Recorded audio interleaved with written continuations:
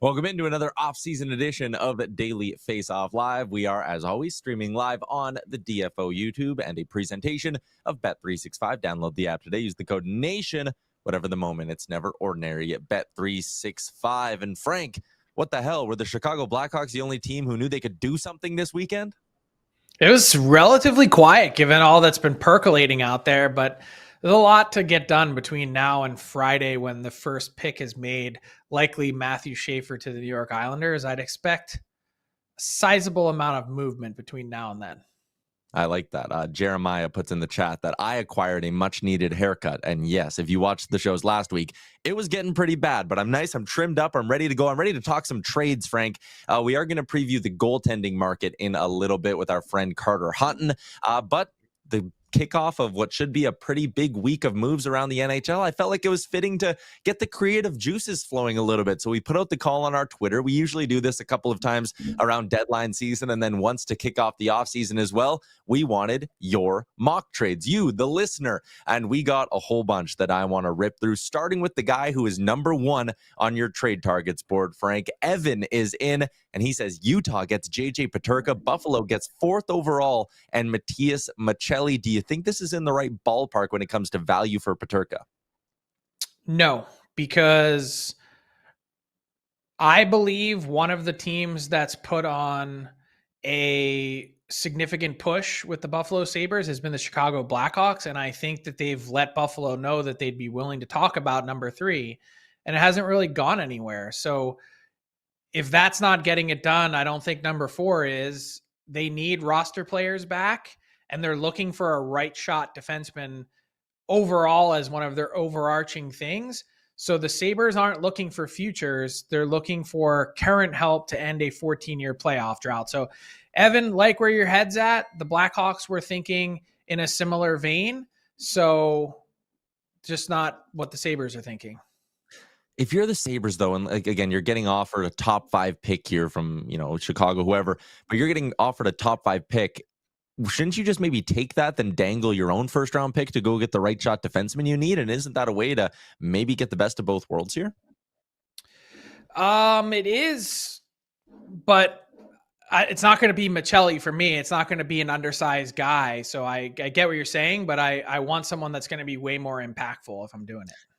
That's fair. We talked last week that maybe the Jason Robertson trade talks have quieted down, but Frank, that has not stopped fans from all over the league of throwing together ways that their favorite team could get their hands on Jason Robertson. So we got 2. This one from Adam has Robertson and Matt Dumba's salary going to Detroit, and to Dallas, it's Jonathan Berggren, Michael Rasmussen, and then Nate Danielson, the former first rounder, and then another first round pick, 13th overall this year, and a second. Do you think Dallas would be interested in like a futures-based package for Robertson? I think they could be, but man, this feels like a lot to give up if you're the Detroit Red Wings, doesn't it? Berggren's pretty good. I like how Rasmussen has taken a bit of a step forward. Danielson and the 13th pick. I mean, Dallas has drafted so well. This would be like a get out of jail free card. And I know that the Wings would be adding a really talented winger, but Dumba doesn't really help them defensively with what they need. Who says no to this one? I would say that the Detroit Red Wings would say no.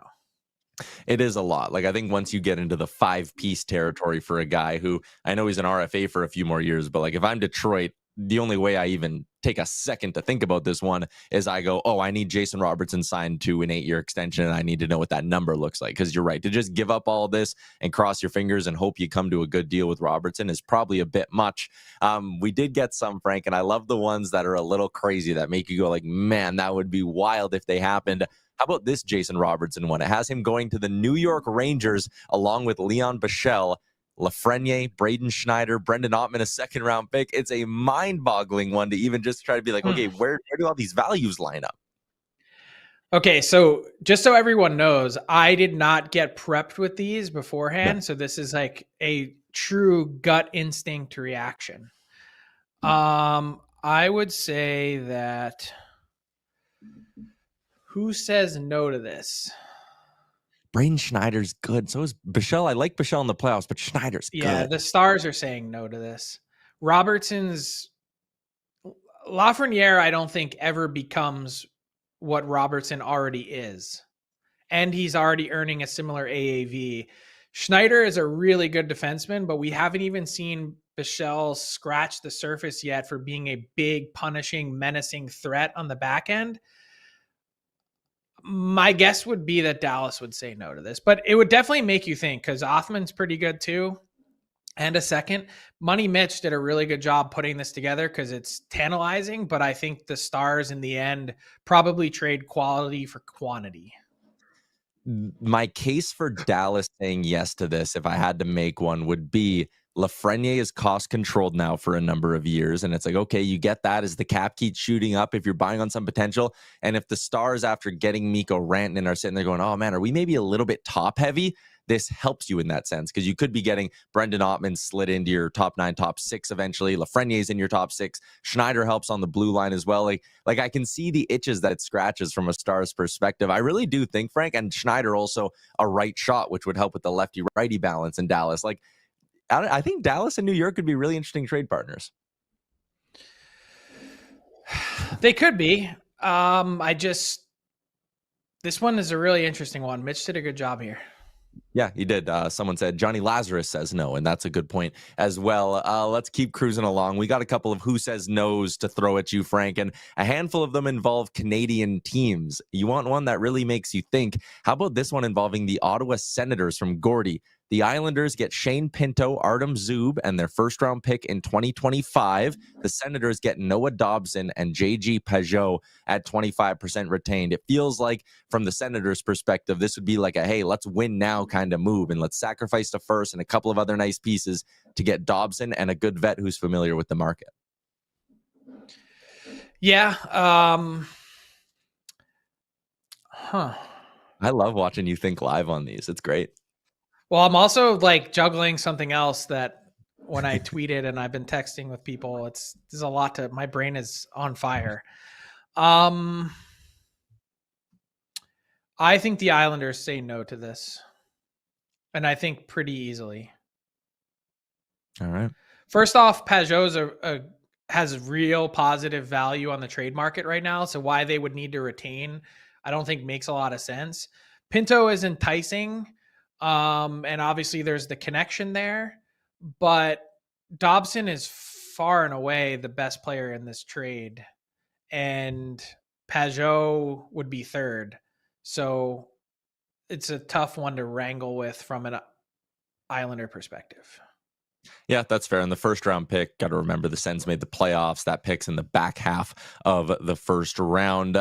We got one sent in by Matt Larkin, Frank. He's wondering about a reunion for Nazem Kadri in Toronto to zap the culture back into that Leafs locker room. He has Nick Robertson, Ben Danford, and Florida's second-round pick, which is basically as good as a third-round pick. What do you make of the Kadri idea, though? Because we did actually get probably 4 or 5 deals involving Kadri thrown our way. I think he has like legitimate, significant positive value. This doesn't feel like enough. Like $7 million. I know he's 34, but like the cap's going up. That'll become more stomachable as you move on. Yeah, it will for sure. Who says no? I think the Flames. I don't think this is enough value. Yeah, I agree with you on that. I think that if they wanted to move on from Nazem Kadri this summer, age, whatever, but some team would give you more than this sort of collection of what I would call pretty mid assets. Yeah, look, and Matt knows this, but no place overrates its own players like the Toronto Maple Leafs fan base. And Nick Robertson is like quite literally the definition of just a guy. At least that's what he's shown to be to this point in time. And I think there's some real upside for Ben Danford, but when it comes to Florida's second, I mean, it might as well be considered a third. So I don't know how on earth this helps the Calgary Flames because cap space also isn't an issue. Yeah. So we send out the tweet asking people for their mock trades, and I like it because I feel like it gives me a good temperature check on what people want us to talk about. Jason Robertson was far and away the number one player added into trade proposals that were sent to us. The number one team, though, Frank, I guess kind of outside of Dallas, it was actually the Montreal Canadiens. There seems to be a lot of Habs fans hoping that front office takes a big swing. So here's one that has the Habs landing Marco Rossi from the Minnesota Wild. They give up Kirby Dach, Logan Mailloux, and the 17th overall pick, and it comes with a 5-year, $7 million extension for Marco Rossi. Dach, Mailloux, and 17th overall. Is that in the right ballpark for Rossi, or do you think it's a touch much? Not enough?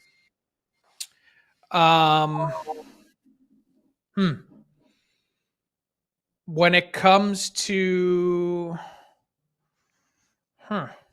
this is too much. This is too much for Marco Rossi. I think Mailloux is an easy top 4 defenseman. Wouldn't be that excited about Kirby Dach, but I guess he could fit and you could plug him in. And 17th overall, like I think if you were to just offer 17th overall plus something else, that might get it done. I think probably a little bit much on that end for Minnesota. Frank, that thing you were tweeting about that's taking over your brain right now. Let's step aside from maybe mock trades and talk about what could become a real trade soon. You sending out on Twitter 60 seconds ago, live on the air. Sources indicate the Flyers are one of the teams to keep or deep in on the Trevor Zegras talks with the Ducks. What are you hearing there?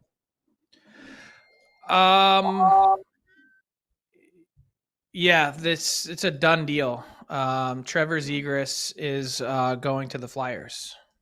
Wow. As I'm doing this live on the air. That is something. So to give people maybe a little teaser of everything that breaks down on either side, the Flyers, $18.9 million in cap space. Of course, one thing we've talked about a lot with Danny Briere and that front office, they have 3 first-round picks and 4 second-round picks in this 2025 draft. The Anaheim Ducks looking to maybe turn things over to that younger core a little bit. Trevor Zegras, 1 more year at $5.75 million, and then is an RFA next summer. Frank, again, very early on, you're breaking this live on the air. Do you think it's fair to assume that one of those or a couple of those picks in the first 2 rounds this year are involved? I'm not going to make any assumptions right now. I would assume that with the bevy of picks that something is in the mix, but I don't know just yet, and I'm working to try and figure that out. All right. While you work and continue to figure that out, let me tell the people about a couple of moves that the Chicago Blackhawks made over the weekend. First off, they put defenseman TJ Brodie on waivers for the purpose of a buyout. The 35-year-old defenseman cleared waivers, heading towards a buyout for the Hawks. It gives them a little bit more money this offseason. He's going to have a $3.2 million cap charge this year, and then a $250,000 penalty for next season. So again, a pretty small penalty and cap charge there for TJ Brodie as the Hawks move on from a veteran player. And it wasn't the only thing the Hawks did. And Brodie also wasn't the only Hawk who was on your buyout list. Joe Veleno was in the mix, but they sent him to Seattle in exchange for Andre Burakovsky. Burakovsky, 2 more years on a contract that carries a $5.5 million cap hit. So Seattle brings in Mason Marchment, and then they move out some money with the Burakovsky thing. And then for Chicago, I guess they're maybe sitting there going, hey, let's try to add a little bit of scoring touch to this top 6, give Connor Bedard a few more guys who can handle the puck. Yeah, so this is just a bet on upside for the Hawks. And I think you actually have to rewind a bit. Think about the position that they were in before last year's trade deadline. They had an extra goalie in Peter Mrazek. They had already told him, look, you're not part of the future here. We've got Spencer Knight and Arvid Soderblom. You're not even going to be practicing with our team. They moved him to Detroit somehow, and he had another year left on his deal this upcoming season in exchange for Veleno. Veleno didn't really work out. He was much more of a 4th-line center with limited productivity. They were actually thinking about buying him out as an under-26 guy. So they basically, in the end, flipped an extra goalie in Peter Mrazek for a chance that 2-time Stanley Cup champion Andre Burakovsky rebounds and could be a piece that they play in their top 6. Is it a guarantee? No. Did he struggle in Seattle? Yes. But higher end upside, way more so than Veleno, and definitely more useful than Mrazek. And so they can put him in a position where maybe he rejuvenates his game a bit, and maybe the Hawks are the beneficiary beneficiary of it. And in the end, doesn't really matter either way because they've got tons of cap space that they're never going to spend, that this becomes a worthy bet to make.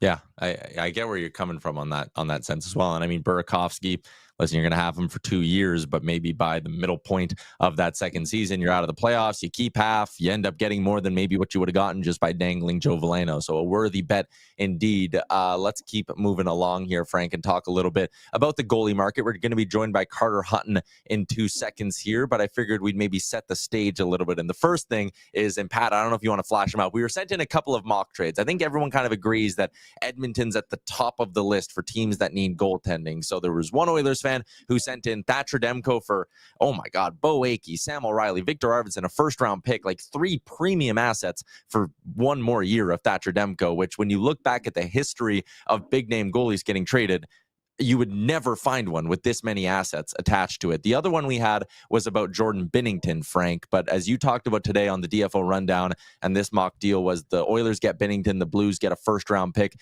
and Calvin Pickard, maybe a bit more closer to realistic value there. But you think it's more likely that Joel Hofer's the one traded in St. Louis, not Binnington?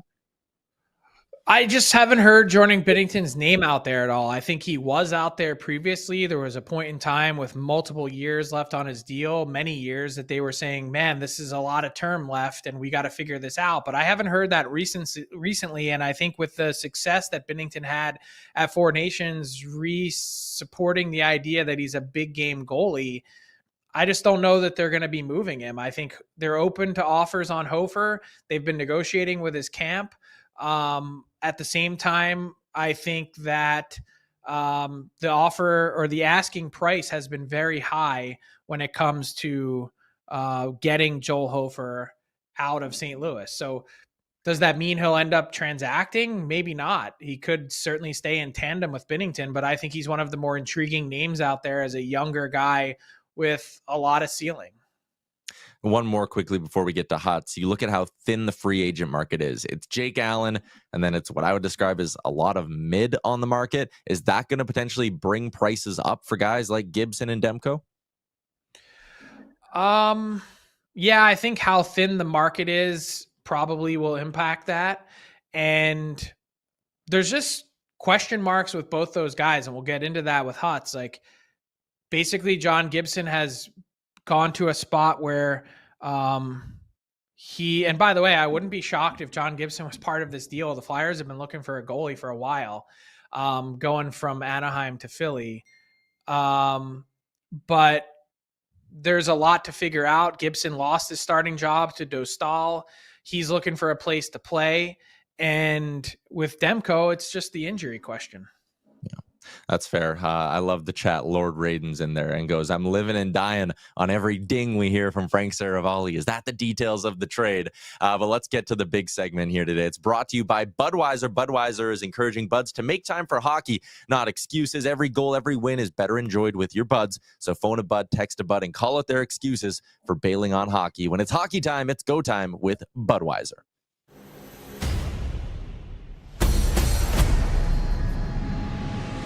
Former NHL goaltender Carter Hutton joins us on the show for the Blue Paint, brought to you by Budweiser. And Huts, we're going to do a little goalie matchmaker here. You heard Frank talk about guys like Demko and Gibson. There's a Jake Allen on the free agent market who, a little bit older, but obviously wouldn't take assets to acquire, just dollars.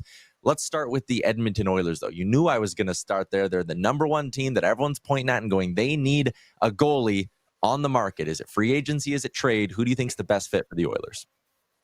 I think they have to get someone with some little more credibility and age gap. And the fact of the matter is we look at this team and yes, they were serviceable. And yes, it's an Edmonton Oilers team that got to the Stanley Cup final again. But when they needed the goaltending most, they never got it. And that's 2 years in a row where they need a guy to be a difference maker and steal a few games from. So I don't know if you rush right to free agents and overpay for a mid guy right now because of, the resources where they're at. I think playoffs are an easy for them to get back to where they need to be. So I don't know if you wait and you kind of see as the market goes, because it is I heard Frank talk about that earlier. It's a thin market right now, right? You look at Jake Allen. I don't know if he is the piece or if you jump on John Gibson. That is a big chunk of money, right? He's 31 years old. I do like Demko. I think Demko is probably the best available guy to go out there. He still is a superstar, but that injury status that just looms over him is worrisome for a team if you're going to make a big blockbuster trade to try to get a goalie like Demko and then have him on the injured reserve all year. It doesn't really help your chances. But I do believe that the Edmonton Oilers have to adjust. They have to do something different. They need a difference maker come Stanley Cup Finals time. So if you were the Oilers and you've got a relatively thin trade market, I mentioned the three guys that are available are Gibson, who, by the way, is not in the trade to Philly, Gibson, Demko, and Hofer. Those are the three guys you could realistically trade for. Would you go on the free agent market? What would you do? Like, who's the guy that you would be setting your sights on if you're Stan Bowman? I think if you could get Gibson for not a crazy amount, right? Even if you could flip Skinner down there, I feel like he has a chance to go down and play with Dostal and be in a good situation, right? Because I know they're going to want to have support there. My only concern with Hofer is again, you're getting a younger guy who maybe his mental capacity isn't at full development. I think he has a very high ceiling, but I guess I'm buyer beware because of my experiences in St. Louis, right? I was the backup goalie. I worked with Dave Alexander, who I believe has established himself as one of the best goalie coaches in the NHL. I had a league when I was there. When I left, I led the league in stats. And then they had Ville Husso, who dominated. He left, big drop off. So I just see that pattern of, the goalies that have been in that backup position in St. Louis getting so much time with Dave Alexander to develop their game. And then they go on somewhere else where you have to play more minutes and it's a bit of a drop off. So I definitely think his ceiling is high, but I guess maybe buyer beware with Hofer, where I feel with John Gibson, he's a little more established. His game is very boring in that sense. He manages the crease well. And what does Edmonton need? They just need timely saves. They don't need anyone to come in there and reinvent the wheel at this point. Yeah, that's fair. Let's go to a couple of other markets here really quick. The Philadelphia Flyers making a trade for Trevor Zegras right now, but they also need a goalie. They're interesting because they don't have the same cap restraints that the Oilers have. Last year it was Fedotov and Urson. Is there someone on the market you think makes a lot of sense for Philly? Yeah, I do like Ville Husso. I think he's kind of established his game back. I know it's a big drop-off, and I do think there is a bit of you get your payday and things fall behind a bit. And I also like Jake Allen there too. This Fedotov, we go to the KHL and we bring these big goalies over. We've seen it in Edmonton as well. And I just guess that it's a big adjustment coming over to the North American game, the amount of traffic and the amount of adjustments you need to make. And I think Jake Allen could be a good fit there in the sense that he can protect Earson. He can go in, and I think Samuel Earson is a very good goalie and has a very big upside. He had 22 wins last year. He played well. I thought he played well when he got a chance in the Four Nations Cup. But it got to the point where Fedotov couldn't get played. The amount of leaky goals, and I think the confidence that breaks down in the Philadelphia Flyers bench, where I think Jake Allen can come in and kind of be that stopgap to protect him. And again, Jake Allen's 34. I know he's not going to go in there and his better days are probably behind him. But his fitness level and conditioning, a guy I got to know and played with for a long time, he's still sustainable for a few more years to really help Earson get over that gap and become a number one outright guy. Yeah, just a quick update, Hut, since I just tweeted the trade details. It's Ryan Poehling going back to Anaheim in exchange for Trevor Zegras. Flyers are also giving up their own second-round pick. They had 4. They give up their own, which is 45th. Oh, wait, hold on. Actually, I made a mistake. It's not theirs. It's Columbus's. Sorry. It is 45th overall, and then another 4th going as well in the deal. So they're 4th in 2026. But the point is, and just a quick aside on this, and we'll talk about this more when we get to the other side of the goalie segment. The Flyers, I don't think they gave up much more here than spare parts for a guy that has some really significant upside. Obviously, 2-time 60-plus point player in Trevor Zegras. So really interesting deal. I agree too. And I think for him, a guy who early in his career kind of got the keys to the castle, right? We talk about being on the EA Sports and being kind of named the next wave. So I think getting out of Anaheim, a change of scenery. How many times do we see this happen, guys? A guy comes in, he's anointed the next one in a market. It doesn't go well. And next thing you know, a change of scenery and his game blooms. So it will be a big challenge for Trevor Zegras in a market that is going to be demanding. This isn't Anaheim anymore. They're going to be watching his every move. Yeah, that's fair. I want to hit on the Columbus Blue Jackets. They missed the playoffs by 2 points last year, and you could argue with just competent goaltending, they might have comfortably been in the playoffs with the way that offense was humming. They have Merzlikins 2 more years at 5.4. They have Tarasov, the 26-year-old who did not have a good season last year. Do you think there's a world where Don Waddell should just cross his fingers and say, I'm running it back with these two and hoping one of them is better, or do they need an upgrade? I think they need a bit of an upgrade, and I think it comes from within with this team, right? I look at Jet Greaves and what he's been able to do in the American League and in his NHL games. He's got 21 games played. He's got a .924 save percentage.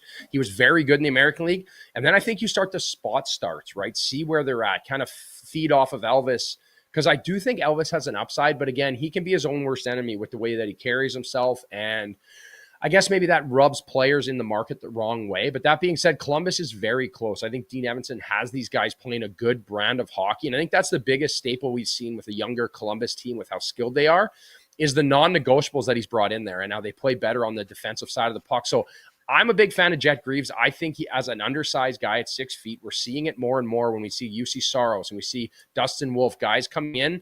It's starting to become undeniable that even if you aren't this big, massive structure in the net, you can still get the job done. So I look to see him a little more often early in the season, trying to establish himself as a full-time NHL guy. Yeah, just as an aside, Huts, I was talking to a Columbus player over the weekend, and he was like, dude, Jet Greaves is legit. So if they decide to move off of Merzlikins, if you go Greaves and Tarasov, obviously it's not going to cost you much on your cap, but I just have a sense that Columbus wants something a little bit more defined in the short term to help get them back into the playoffs. Does that make sense to you? Yeah, it does for sure, right? And it could be that free agency player, right? It could be someone just to push them over the top because, Frank, they're so close, right? You look at how talented this team is. But again, when you look at the save percentage of Elvis playing 53 games with an .892 and Tarasov with an .881, Tarasov at times was so good, so I see the upside in him. But when you give up bad, timely goals, I get it. It's just deflating to a team, and you lose games before you even end. So I think Columbus is close, and maybe it is someone more established. But I'm a big Jet Greaves fan, and I guess we're getting away from that size where if you aren't 6'3", you can't play anymore, where these guys seem to get it done at any size. I think Anaheim and Columbus could be interesting. Like if you think about John Gibson, there was a thing at least last year was like, oh, does he want to play in a tandem? Well, if you put Merzlikins in a deal and then you overpay a bit for Gibson, Columbus has an extra first-round pick this year. They have Minnesota's from the Yaremchuk trade. Gibson could go to Columbus, be the starter for 2 years. 2 years from now, Jet Greaves is probably ready to take that step and be more of a workload guy. And if you're Anaheim, you have all the cap space in the world. If you have to take on Merzlikins for 2 years to back up Dostal and you go, hey, we got a first-round pick for doing this, that might be a way for everyone to kind of scratch each other's back. It would be good too, right? And then I think you have a little bit of a safety net too, right? Where if Gibson wants out and he can go there, and then you get Elvis, who maybe he's more motivated in that situation. Maybe he needs to be a little bit humbled by the situation of being a backup again and knowing how that he did have the keys to the castle. Because at times I think being outspoken and asking for a trade and what goes on, it's like deteriorating to a team aspect, right? When you're the center of attention at all times. And I always would joke around about that when I played. I think the easiest part about being a goalie is just being able to fit in, and because you're really not competing with anybody else but yourself. And I think at times he does a bit of makes trouble on his own self by being so out there. Yeah, that's fair. All right, that is a wrap on this week's edition of the Blue Paint. Huts, we'll have you on maybe next week when some moves start happening. Sounds good, guys. Thanks for having me as always.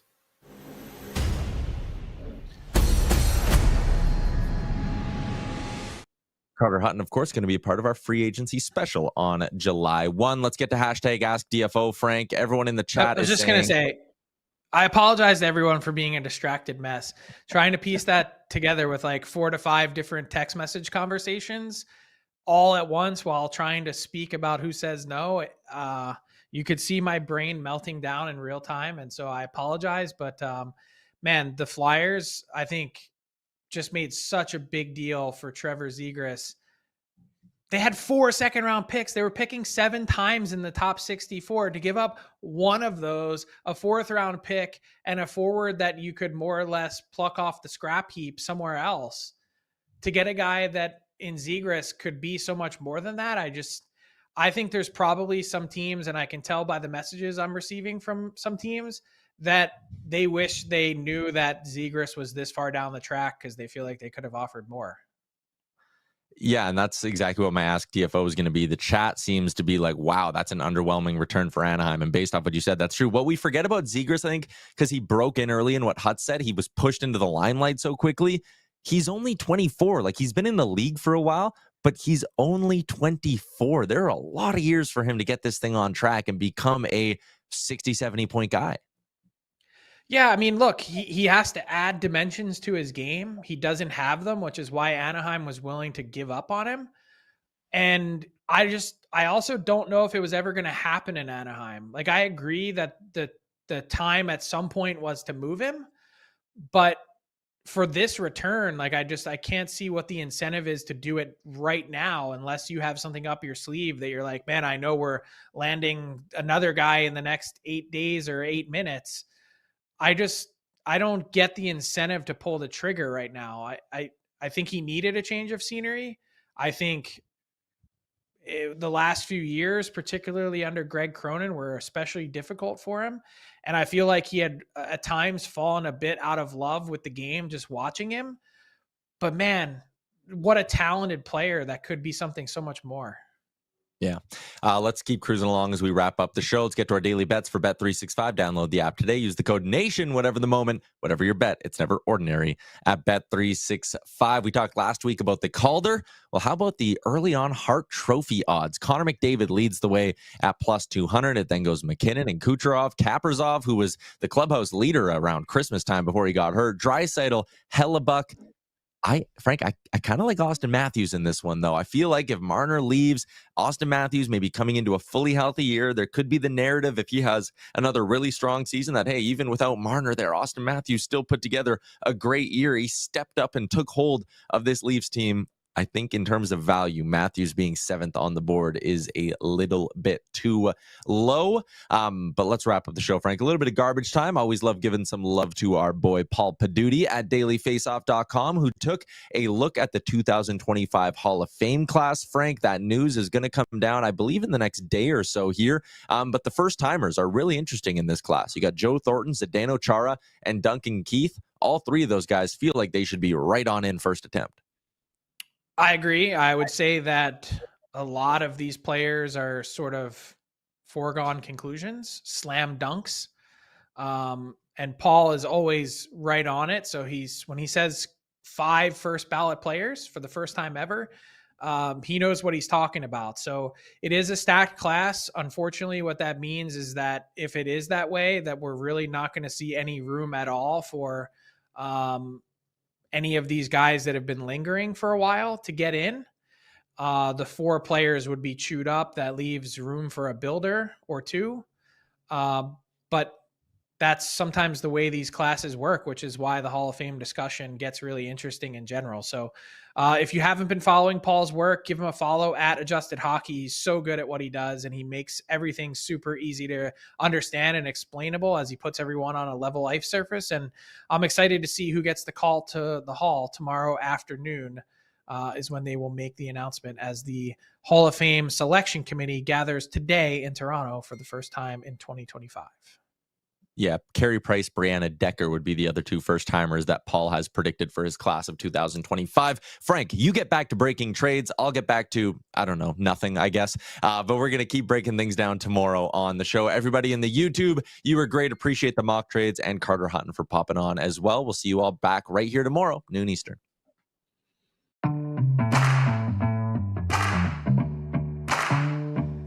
What's up, hockey fans? If you enjoyed that video, then you're going to want to hit the subscribe button to not miss any of our content. From daily live shows with Frank Seravalli to analysis from former NHLers to exclusive interviews with some of the biggest names in the hockey world on Frankly Speaking. You're going to want to hit that subscribe button and stay up to date with everything going on in the hockey world.